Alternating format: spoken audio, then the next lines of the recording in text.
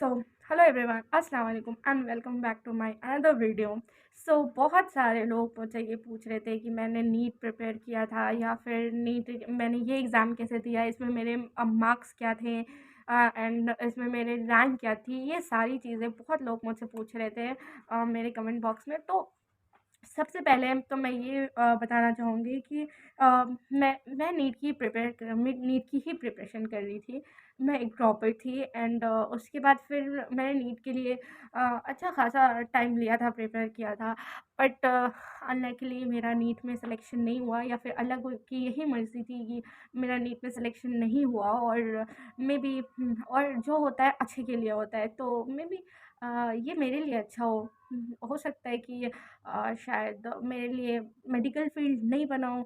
Medical field में तो ख़ैर मैं हूँ, मतलब मेडिकल फ़ील्ड एमबीबीएस फ़ील्ड मेरे लिए नहीं बनाऊँ। ख़ैर अल्लाह का शुक्र है मैं जहाँ हूँ अल्हम्दुलिल्लाह। कहते हैं ना कि जो चीज़ के लिए आप दुआएँ करो, अगर वो आपको मिल जाती है तो अल्हम्दुलिल्लाह। और अगर जिस चीज़ के लिए आपने दुआएँ की है और वो अगर आपको नहीं मिली है तो उसके लिए डबल अल्हम्दुलिल्लाह। इसका रीज़न ये है कि अल्लाह, आप नहीं जानते हो ना कि आप पे क्या प्रॉब्लम आ सकती थी उससे। मेबी अल्लाह आपको उससे बचाना चाह रहे हो। अल्लाह तो बेहतर जानता है ना कि आपके लिए क्या सही है और क्या गलत है। अगर आपको ये नहीं मिला, अल्लाह ने इस कोर्स में डाला है, तो कुछ अच्छा ही होगा। तो अल्लाह का शुक्र है, हर हाल में अल्लाह का शुक्र है। सो बेसिकली मेरा नीट ऐसा रहा, नीट का जो प्रिपरेशन का टाइम था, मैंने पीडब्ल्यू से तैयारी की थी। और वहाँ पर मैंने ड्रॉपर बैच, यकीन बैच से शुरू की थी अपनी जर्नी। और उसके बाद फिर मैं मार्च से फ़िज़िक्स पढ़ा करती थी। फ़िज़िक्स सुधांशु सर से पढ़ा करती थी एंड बायोलॉजी गुरु माँ, वो जो आकांक्षा मैम थी, उनसे पढ़ा करती थी, या विपिन सर, ये बायो के लिए मैं बहुत सारे टीचर से पढ़ा करती थी। फिर उसके बाद आते हैं कि मैं यहाँ पे कैसे आई, एम्स बीएससी नर्सिंग में कैसे किया। तो जब मैंने 2025 का नीट पेपर दिया था, 2025 का, आप लोग तो पता है कि काफ़ी टफ पेपर था एंड मैं मार्जिन से रही थी। कुछ ज़्यादा ही टफ पेपर था एंड मुझे, मतलब मेरी तैयारी इतनी अच्छी थी कि मुझे ऐसा फ़ील हो रहा था कि मेरा सिलेक्शन तो पक्का था। बट नहीं हो पाया सिलेक्शन बिकॉज़ ऑफ पेपर, कह सकते हैं कि काफ़ी टफ पेपर हुआ। और शायद उस वक़्त मैनेज नहीं कर पाई उस सिचुएशन को कि कैसे मैनेज करूँ। ईज़ी वाले क्वेश्चन पे, जो ईज़ी नहीं कह सकते, सॉरी, नीट 2025 के पेपर को बिल्कुल ईज़ी नहीं कह सकते। बट मैनेज नहीं कर पाई एंड उस सिचुएशन को, मीडियम जो क्वेश्चन थे उस पर नहीं जा पाई टफ की वजह से। उस सिचुएशन से। और पहले तो ये नहीं समझ आ रहा था कि पेपर में करना क्या है लिटरली। और मैंने बीएससी नर्सिंग का फॉर्म नहीं भरा था और मेरा कोई इरादा नहीं था कि मैं बीएससी नर्सिंग करूँगी। बस मैंने सोचा था कि नीट के बाद एक ऑप्शन होता है। मुझे कई लोगों ने कहा था जब मैं ड्रॉप करी थी उस वक्त कि इस बार तुम ना बीएससी नर्सिंग का भी फॉर्म भर लेना, एम्स नर्सिंग कर सकती हो और स्टेट नर्सिंग कर सकती हो। तो मैंने कहा नहीं, मुझे सिर्फ नीट करना है। तो मैंने नहीं भरा था। लेकिन इस बार का पेपर देखने के बाद मैं पेपर 5 मई को दे के आई हूँ एंड मैंने 6 मई को, 5 मई तो बहुत बुरा दिन गया था और बहुत रोई थी। लेकिन फिर 6 मई या 7 मई को मुझे ये समझ आ गया था बहुत टफ पेपर है एंड सिलेक्शन होना मुश्किल है। बट फिर भी ऐसा लग रहा था कि सिलेक्शन हो जाएगा। तो नीट फिर मैंने एम्स बीएससी नर्सिंग का देखा और मैंने फॉर्म भरा। और उसी वक़्त मैंने प्रॉस्पेक्टस नहीं पढ़ी थी, जिसकी वजह से मेरा सर्टिफ़िकेट वाला जो इश्यू डेट था वो रह गया था। मैंने वो नहीं देखा था और जब वो डेट ख़त्म हो गया उसके बाद मेरा क्या बोलते हैं कि तब मुझे पता चला कि ऐसी-ऐसी बात है, तो अब मैं कुछ कर नहीं सकती थी। बट जब रिज़ल्ट आया, रिज़ल्ट के बाद ये बोला गया कि आप 15 जून तक भी कर सकते थे। जिस अब मतलब 15 जून तक, उस वक़्त जब मुझे पता चला था तब 6 जून था। और जिस वक़्त ये चीज़ बताई गई ना, बाद में जो रिज़ल्ट के साथ ये बताई गई ना कि आप 15 जून तक भी भर सकते थे, तो उस टाइम में बहुत गुस्सा आया एम्स वालों पे कि ये बात उन्हें पहले बतानी चाहिए थी, रिज़ल्ट की ड्यूरिंग बता देते शायद। उस वक़्त हमें अगर पता चलता तो हम 2 दिन में बनवा के सबमिट कर देते ओपीसी का सर्टिफ़िकेट। बट ख़ैर, इसमें भी अल्लाह की मर्ज़ी थी कि मुझे एम्स ऋषिकेश नहीं जाना था या एम्स भोपाल नहीं जाना था। मेरी प्रायोरिटी वही दोनों थी, AIIMS Rishikesh first number and AIIMS Bhopal. मुझे एम्स दिल्ली नहीं जाना था और एम्स दिल्ली मिल सकता था थर्ड राउंड तक में, ओपन राउंड तक में, लेकिन मुझे नहीं जाना था फिर भी।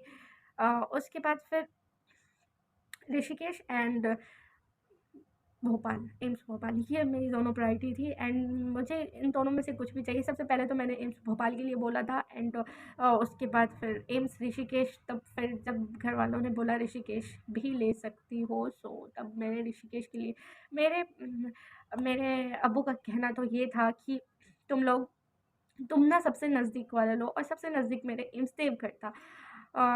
लेकिन एम्स देवघर पता नहीं, मैंने सोचा भी था कि मैं ले लूँ बट नहीं लिया एम्स देवघर भी। बट मेरे मार्क्स मेरे मार्क्स एंड रैंक इतने थे कि मुझे एम्स ऋषिकेश आराम से मिल सकता था फर्स्ट राउंड में, बट सर्टिफिकेट की वजह से नहीं मिला।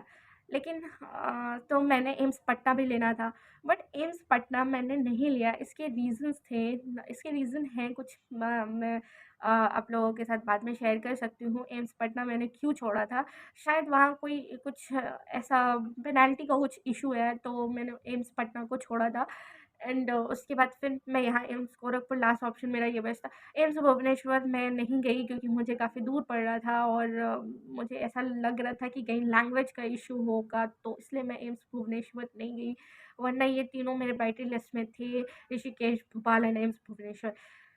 सो अपार्ट फ्रॉम दिस, तो मेरी रैंकिंग एंड मेरे मार्क्स क्या थे।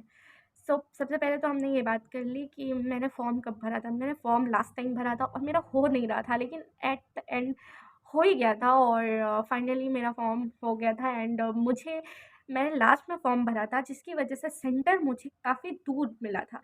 मुझे मेरे टाउन में सेंटर नहीं मिला था, मेरे सिटी से मुझे पटना सिटी में सेंटर मिला, काफ़ी ज़्यादा दूर मुझे डाला गया था।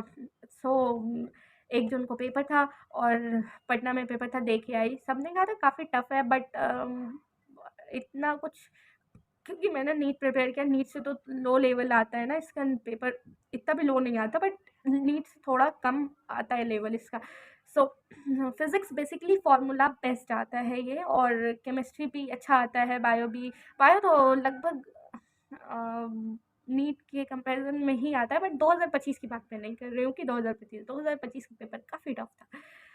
सो ये था, और सीबीटी मोड में पेपर होता है, ऑनलाइन पेपर हमें पटना सेंटर पे जाके हमने दिया, उसके बाद कंप्यूटर बेस्ड टेस्ट है। सो फाइनली ये थी मेरी जर्नी। मैं ऐसे एम्स गोरखपुर आई, मेरा कोई इरादा नहीं था एम्स गोरखपुर में एडमिशन लेने का।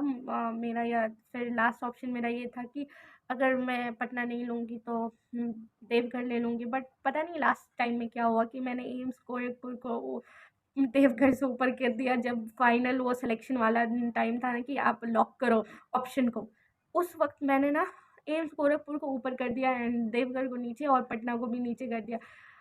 सो ये यहाँ पर शायद मुझे यहीं पे आना था इस वजह से, और खैर हाँ, तो ये बात हो गई। फिर हम बात करते हैं कि मैंने इसकी प्रिपरेशन कैसे की थी लास्ट टाइम में भी जीके था ना, एक फिज़िक्स, केमिस्ट्री, बायोलॉजी तो हो गया, बट जीके कैसे करना है। जीके का मुझे जनरल नॉलेज का ज़्यादा कुछ नॉलेज भी नहीं रहता, और मैंने जीके कैसे की।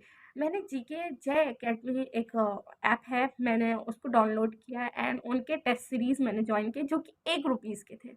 ₹1 के टेस्ट सीरीज़ मैंने खरीदे थे और मैंने उसको ज्वाइन किया था एंड उसके बाद फिर मैंने टेस्ट दिए, बहुत सारे टेस्ट दिए थे इसके भी, बट ऐसे ही पढ़ाई नहीं करती थी मैं, क्योंकि मेरे रिवीजन किए हुए थे नीट के। तो उसके 1 जून को ही पेपर हुआ, तो मई के बाद 10 जून को, तो मैं पढ़ाई नहीं करती थी, बस मैं ना टेस्ट दे देती थी, लेटे बैठे जैसे टेस्ट देना होता था मैं टेस्ट दे देती थी एंड फिर उसके बाद फिर टेस्ट देने के बाद वो जो जीके के क्वेश्चन होते थे ना, उनके महामैराथन मैंने जीके वाला देखा था, और जीके में लिटरली मैं बताऊँ उनके 10 आउट ऑफ 10 क्वेश्चंस वहीं से आए थे।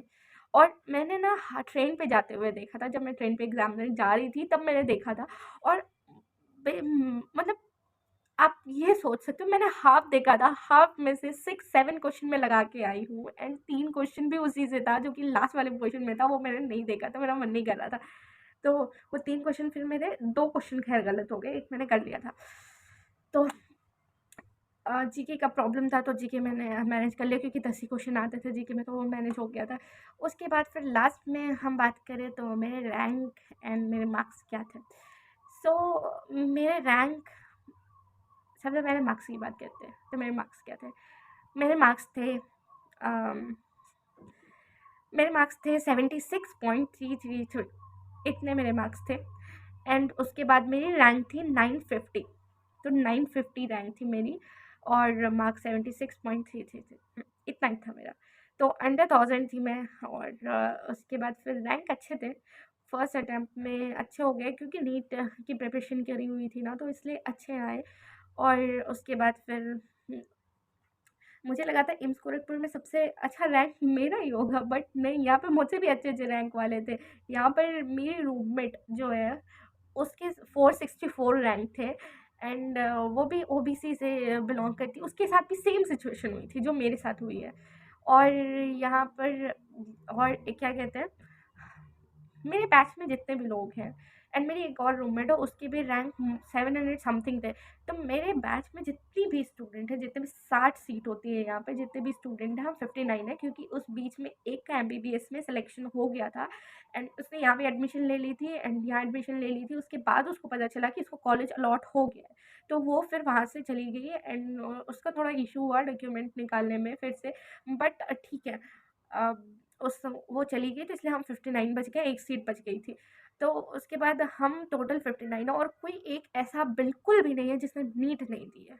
हर किसी ने नीट दी है, हर कोई टॉपर है, यहाँ पर नीट करके आया है, उसे नहीं में नीट में सिलेक्शन नहीं हुआ। और नीट की सिलेक्शन के बाद मैं बताऊँ तो सबसे बेस्ट ऑप्शन जहाँ तक मुझे लगता है, नर्सिंग है, लड़कियों के लिए ख़ास करके। और एम्स में, क्योंकि AIIMS paramed and nursing, nursing only for girls के लिए होती है, and paramed girls and boys दोनों के लिए है। बट नर्सिंग सिर्फ लड़कियों के लिए, तो ये अच्छी अपॉर्चुनिटी है एक लड़की के लिए।